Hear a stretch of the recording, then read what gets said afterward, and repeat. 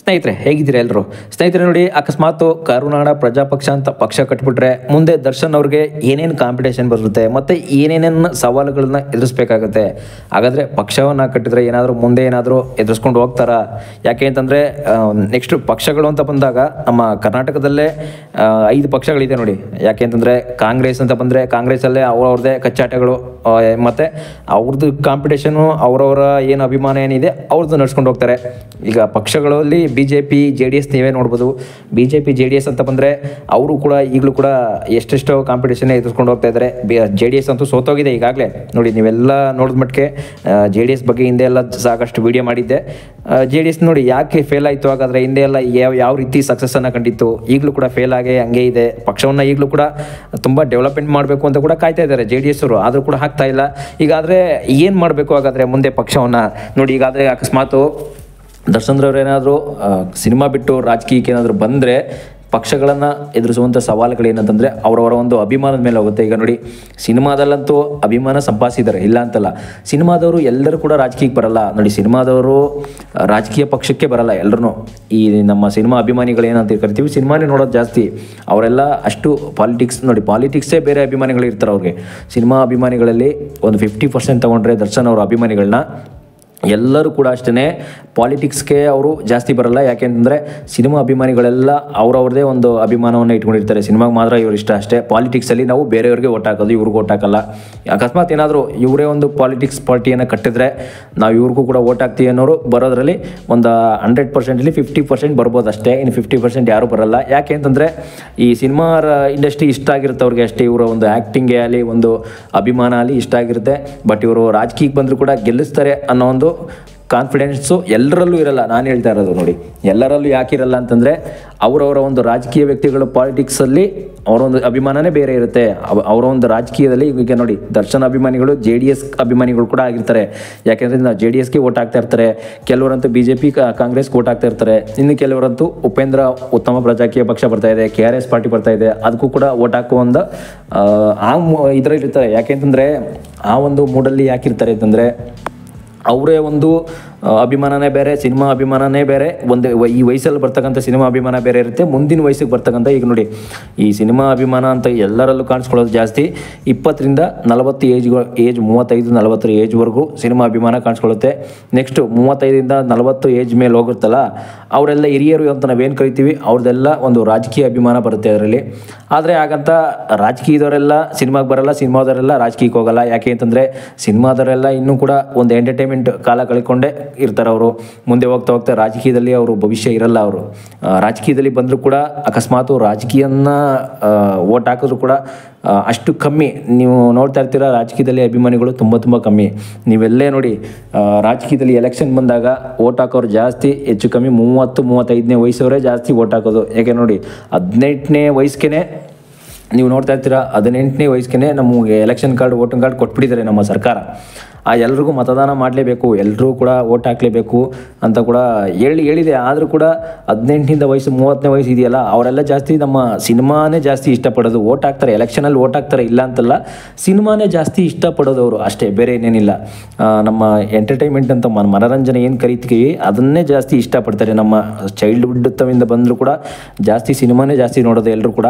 ಆದ್ದರಿಂದ ಸಿನಿಮಾ ನೋಡೋದ್ರಿಂದ ಅವರೆಲ್ಲ ಯಾವುದೇ ಕಾರಣಕ್ಕೂ ಪಾಲಿಟಿಕ್ಸ್ಗೆ ಬರಲ್ಲ. ಬಂದರೂ ಕೂಡ ಅಕಸ್ಮಾತು ಏನಾದರೂ ನಮ್ಮ ಬಾಸು ಸಿನಿಮಾಯಿಂದ ಪಾಲಿಟಿಕ್ಸ್ ಬರ್ತಾ ಇದ್ದಾರೆ ಅಂತ ಬಂದು ಏನಾದರೂ ಎಲೆಕ್ಷನಲ್ಲಿ ಗೆಲ್ಲುವೊಂದು ಸಕ್ಸಸ್ ಇರುತ್ತೆ ಅಷ್ಟೇ. ಗೆದ್ದರೆ ಅಕಸ್ಮಾತ್, ಇಲ್ಲಾಂದರೆ ನೋಡಿ, ಆ ಕಾಂಪಿಟೇಷನ್ನ ಎದುರಿಸಿ ಗೆದ್ದರೆ ಗೆಲ್ಬೋದು, ಇಲ್ಲಾಂದರೆ ಇಲ್ಲ. ಯಾಕೆ ಅಂತಂದರೆ ಈಗಿರುವಂಥ ಜನ್ರೇಷನ್ ಕಾಂಪಿಟೇಷನ್ನು ಆ ರೀತಿ ಇದೆ.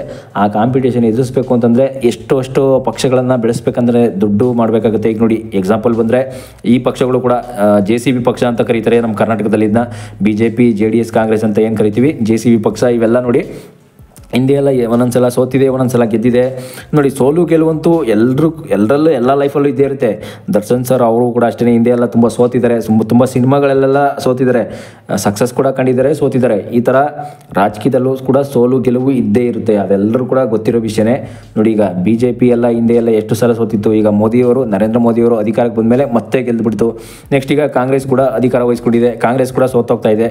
ನೆಕ್ಸ್ಟು JDS ಅಂತೂ ತುಂಬ ಫೇಲ್ ಆಗಿಬಿಟ್ಟಿದೆ. ಅದು ಫೇಲ್ ಆಗೋ ಒಂದು ವಿಷಯ ಅಂತ ಬಂದರೆ JDS ಅಲ್ಲಿ ಅವರಂತೂ ಇದೇ ಇಲ್ಲ, ಲೆಕ್ಕನೇ ಇಲ್ಲವಷ್ಟು ಫೇಲ್ ಆಗಿಬಿಟ್ಟಿದ್ದಾರೆ. ಯಾಕೆಂದರೆ ನೋಡಿ, ನಮ್ಮ ಜನಗಳು ಒಂದು ಎಲೆಕ್ಷನಲ್ಲಿ ವೋಟ್ ಹಾಕಬೇಕು ಅಂತಂದರೆ ಅವರ ಒಂದು ದುಡ್ಡಿನ ಆಧಾರದ ಮೇಲೆ ಎಲ್ಲ ಹೇಳಬೇಕು ಅಂದರೆ ದುಡ್ಡಿನ ಆಧಾರದ ಮೇಲೆ ಅವ್ರು ವೋಟ್ ಹಾಕೋದು. ಯಾವುದೇ ಕಾರಣಕ್ಕೂ ಇವರು ದುಡ್ಡು ಕೊಡದೆ ವೋಟ್ ಹಾಕಲ್ಲ. ನಮ್ಮ ಜನಗಳೆಲ್ಲ ದುಡ್ಡು ಯಾರು ಜಾಸ್ತಿ ಕೊಡ್ತಾರೆ ಅವ್ರದ್ದು ಮೇಲೇ ವೋಟ್ ಹಾಕ್ತಾರೆ ಹೊರತು ನಮ್ಮ ಈ ಪಕ್ಷ ಬೆಳಿಬೇಕು, ನಮ್ಮ ಈ ಪಕ್ಷ ನಮ್ಮ ಜೊತೆ ಅಭಿವೃದ್ಧಿ ಮಾಡ್ತಾರೆ, ನಮ್ಮ ಕರ್ನಾಟಕದಲ್ಲಿ ನಮ್ಮ ಭಾರತದಲ್ಲಿ ಇವರೇ ಜಾಸ್ತಿ ಅಭಿವೃದ್ಧಿ ಮಾಡೋದು ಅಂತ ಅನ್ನೋದಕ್ಕೆ ಜಾಸ್ತಿ ಒತ್ತು ಕೊಡಲ್ಲ.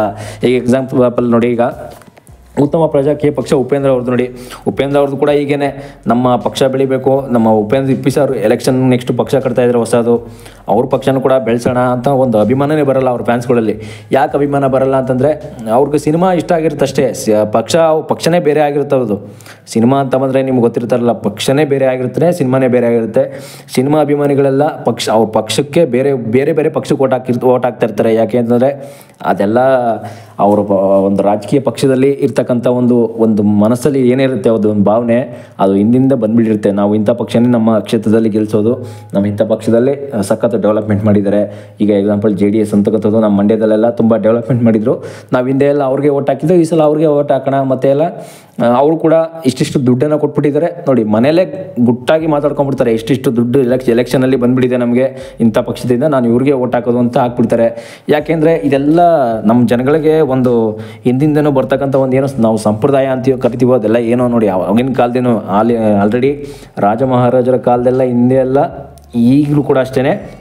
ಈಗ ರಾಜಕೀಯ ಕಾಲ ಏನಿದೆ ಇವಾಗೆಲ್ಲ ಇದೇ ಒಂದು ಸಂಪ್ರದಾಯ ಬಂದ್ಬಿಟ್ಟಿದೆ ಎಲ್ಲರಲ್ಲೂ ಕೂಡ ಅಷ್ಟೇ. ಎಲ್ಲರಲ್ಲೂ ಇದೊಂದು ಸಂಪ್ರದಾಯ ಅಂತಂದರೆ ನೀವು ಏನೋ ಈಗ ನೋಡಿ, ಒಂದು ಹೆಣ್ಣು ಮದುವೆ ಮಾಡೋದಕ್ಕೆ ಒಂದು ಸಂಪ್ರದಾಯ, ಏನು ಶಾಸ್ತ್ರ ಸಂಪ್ರದಾಯ ಅಂತ ನಾವೇನು ಕರಿತೀವಿ, ಅದೇ ರೀತಿ ರಾಜಕೀಯ ಪಕ್ಷಗಳನ್ನೂ ಕೂಡ ಇದೇ ರೀತಿ ನಡ್ಸ್ಕೊಂಡು ಬರ್ತಾ ಇದ್ದಾರೆ ಅಷ್ಟೇ, ಬೇರೆ ಏನೇನಿಲ್ಲ. ದುಡ್ಡು ಕೊಡ್ತಾರೆ, ಓಟ್ ಹಾಕ್ಸ್ಕೊಳ್ಳೋದು, ದುಡ್ಡು ಕೊಡ್ತಾರೆ, ಕೋಟಿ ಓಟ್ ಹಾಕ್ಸ್ಕೊಳ್ಳೋದು ಅಷ್ಟೇ ಎಲೆಕ್ಷನಲ್ಲಿ. ಮತ್ತು ಎಲೆಕ್ಷನ್ ಗೆದ್ದು ಅಧಿಕಾರ ನಡೆಸೋದು, ಇದೇ ಬಂದ್ಬಿಟ್ಟಿದೆ ನಮ್ಮ ರಾಜಕೀಯ ಪಕ್ಷಗಳಲ್ಲಿ, ಬೇರೆ ಏನೇನಿಲ್ಲ.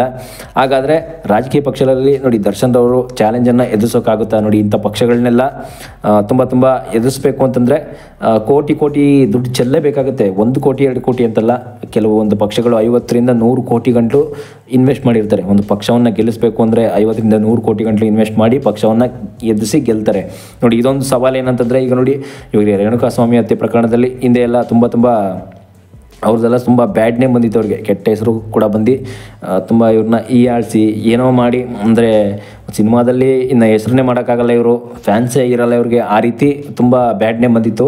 ಆದರೆ ಮುಂದೆ ಹೋಗ್ತಾ ಅಕಸ್ಮಾತ್ ಏನಾದರೂ ಸಿನಿಮಾದಲ್ಲೂ ಕೂಡ ಸಕ್ಸಸ್ ಸಿಗುತ್ತೆ ಅಂತ ಕೂಡ ಹೇಳಲಾಗುತ್ತೆ. ಯಾಕೆಂದರೆ ಅಭಿಮಾನ ಯಾವತ್ತೂ ಕಮ್ಮಿ ಆಗಲ್ಲ. ಎಷ್ಟೋ ಜನ ಈಗ ನೋಡಿ, ಅಭಿಮಾನ ಇದ್ದವರು ಕೂಡ ಡಿವೈಡ್ ಆಗಿಬಿಟ್ಟಿದ್ದಾರೆ, ಬೇರೆ ಕಡೆ ಪಕ್ಷದ ಕಡೆ ಹೋಗ್ಬಿಟ್ಟಿದ್ದಾರೆ. ಯಾಕೆಂದರೆ ಪಕ್ಷ ಅಂತಲ್ಲ, ಬೇರೆ ಫ್ಯಾನ್ಸ್ ಆಗಿಬಿಟ್ಟಿದ್ದಾರೆ. ಇವ್ರ ಫ್ಯಾನ್ಸ್ ಆಗಿದ್ದವರೆಲ್ಲ ಎಷ್ಟೋ ಜನ ಬೇರೆ ಸುದೀಪ್ ಫ್ಯಾನ್ಸ್ ಆಗಿಬಿಟ್ಟಿದ್ದಾರೆ, ಎಷ್ಟು ಫ್ಯಾನ್ಸ್ ಆಗಿಬಿಟ್ಟಿದ್ದಾರೆ. ಇದೆಲ್ಲ ನಾವು ಡೈಲಿ ದಿನನಿತ್ಯ ನೋಡ್ತಕ್ಕಂಥ ವಿಷಯಗಳೇ. ಯಾಕೆಂದರೆ ಈ ವಿಷಯಗಳನ್ನ ನೋಡಿ, ಅವ್ರಲ್ಲಿ ಒಂದೇನಾದರೂ ಕೆಟ್ಟತನ ಬತ್ತು ಅಂತಂದರೆ ಆಲ್ರೆಡಿ ಫ್ಯಾನ್ಸ್ಗಳೆಲ್ಲ ಬೇರೆ ಫ್ಯಾನ್ಸ್ ಆಗಿಬಿಡ್ತಾರೆ. ಎಷ್ಟೋ ಜನ ನಾವು ನೋಡಿರ್ತಕ್ಕಂಥ ವಿಷಯ